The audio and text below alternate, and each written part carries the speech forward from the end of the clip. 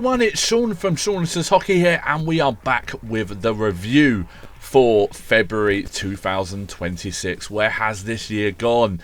Unbelievable month for the Senators, in which we've seen them really pick up the pace as they try to shrink the points to the wildcard spots and also absorb the Olympic break, where a few of their players would head off to the Olympics to represent their teams, some of whom would win gold for Team USA in Brady Tkachuk and Jake Sanderson. Speaking of the Olympics, it was an amazing event. I managed to catch most of the games here in the UK because it was great that they were on European time, and the standard of hockey was actually really good. I was a little bit worried, obviously, with the scaremongering from many of the media outlets over in America and Canada, saying that the rink and the ice quality wasn't great, but to be fair, it was an absolutely amazing event, and there was not really much difference in the quality, to be honest, than an NHL game. It was also great to see some really good players that I hadn't really even heard of before, most notably the goaltender for Italy in the first game that they played. He had an absolute lights out performance. I forget his name now, so obviously he didn't do too well, but like I said, it's always good to see players doing well that aren't in the NHL and sort of in and around the European market, to be honest. He didn't do too well in the subsequent games. I think he got absolutely peppered. I seem to recall they lost like 11-1 or something in one of their games, Italy. But hey ho, hopefully Team GB will be there in the coming years, but congratulations to Brady and Jake for Team USA. So without further ado, let's get on to the first game, shall we? And we're going to start off with a 4-1 victory over the New Jersey Devils at the Canadian Tire Centre.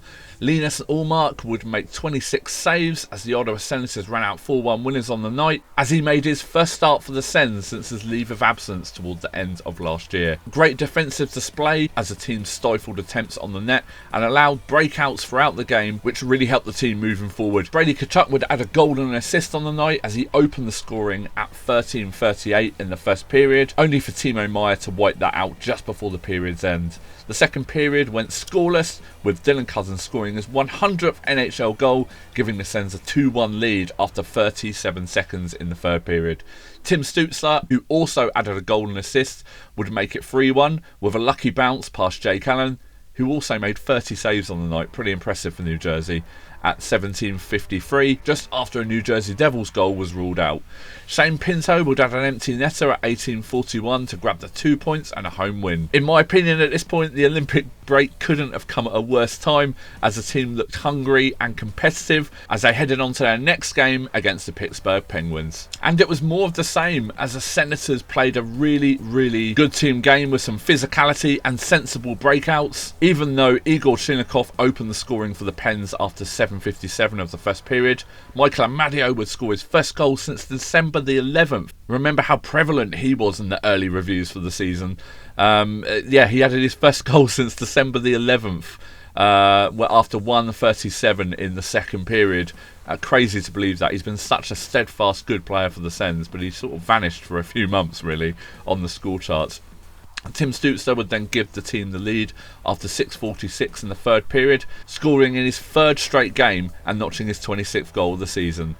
Tommy Novak would then equalise for the Pens, who started to push midway through the third period, only for the Penguins' arch nemesis Claude Giroux to then enter the game. Claude skated in on goal, was tripped by Erik Karlsson and went hard into the post. The net lifted off its moorings, but the officials determined that the puck had actually trickled across the line first at 14:52. The Pens appealed the goal for goaltender interference and would serve a bench minor for an unsuccessful challenge. Former Sen Erik Karlsson doing us a favour there. Also, an amazing stat was achieved by Claude Giroux in this one. He tied Alexander Ovechkin for the most points against the Pittsburgh Penguins by an active player. He has 23 goals, 78 points in 72 games against the Penguins. That is just insane numbers for a hated player on a rival team for most of his career when he was at the Flyers.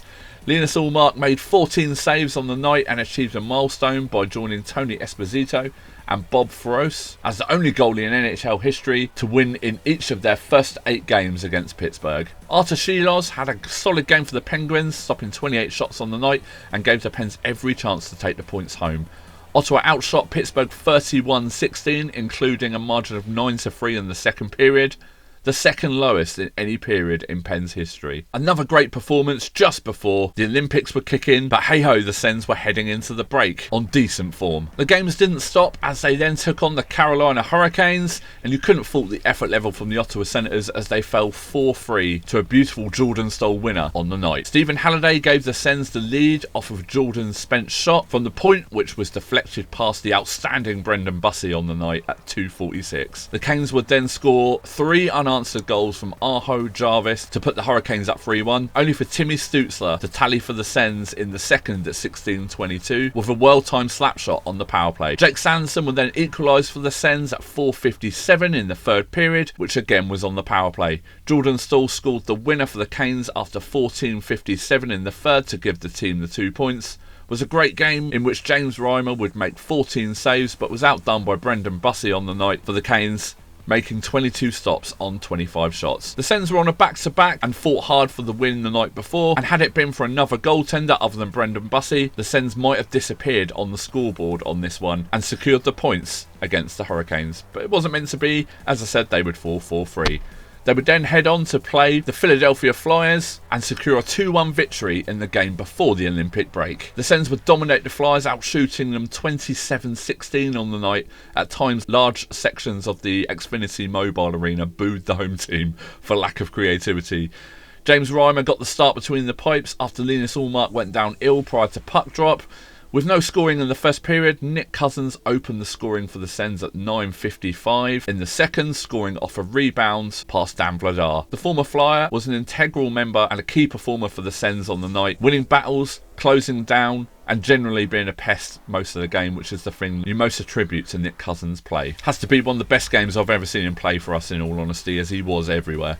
As mentioned at the beginning, the Sens were dominant on the night until Jamie Drysdale scored on a wrist shot from the left circle with 1:14 remaining in regulation. This could have been a huge sucker punch to the team and caused their heads to drop, but thankfully Tim Stutzler charged past Philadelphia defenseman Travis Sanheim and scored on a backhand shot after 47 seconds into overtime to give the Sens the victory. It was Stutzler's 28th goal of the season and the Senators' 5th win in 6 games heading into the Olympic break. Simply stunning form for the Sens as they completely flipped the script on the form during patches in January, which would leave them 6 points out of the wildcard spots in the Eastern Conference heading into the Olympic break. Following the Olympic break, as we've already mentioned it, we won't go into it again.